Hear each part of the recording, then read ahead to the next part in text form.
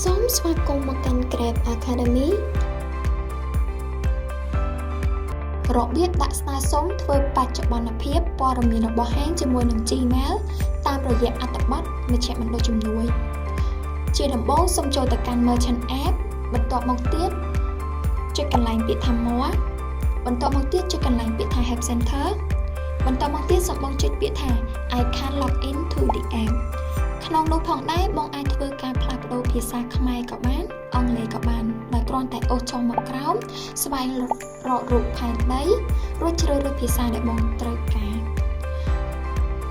បងត្រូវបំពេញជាមួយនឹងសំណួរដែលបានចាត់សួរនៅក្នុងទម្រង់ផងដែរទី1តម្រូវឲ្យបងដាក់លេខទូរស័ព្ទហាង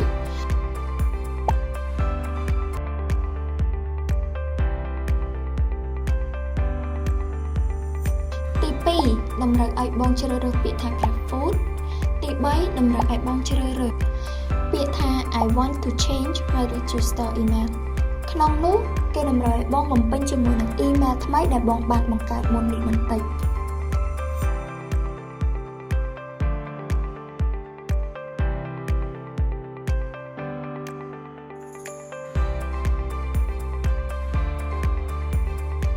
បន្ទាប់មកសូមចុចកន្លែង tick នៅក្នុងប្រអប់ខាងក្រោមនិងចុចពាក្យថា submit នោះ username និង password ថ្មីរបស់បងនឹងត្រូវបានផ្ញើចូលទៅកាន់ email ដែលបងបានរៀបការនៅខាងលើ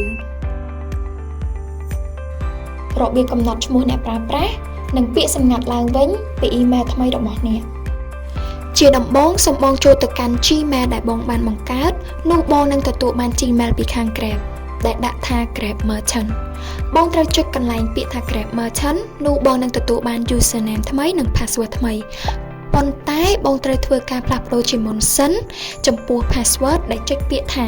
set new password បន្តមកទៀតបងត្រូវចុចពាក្យថា continue នោះគេតម្រូវឲ្យបងបំពេញលេខកូដថ្មីសម្រាប់ log in ចូលទៅក្នុង Merchant App ក្នុងនោះផងដែរបងត្រូវបំពេញឲ្យបាន8ខ្ទង់ដែលមានអក្សរធំអក្សរតូចលេខហើយនិងសញ្ញាខាងលើបងដាក់បែបណាខាងក្រោមបងត្រូវបំពេញបែបនោះបន្ទាប់មកបងចុចពាក្យថា set new password រួចចុចពាក្យថា save នោះបងនឹងអាច log in ជាមួយនឹង username និង password ថ្មីដោយជោគជ័យ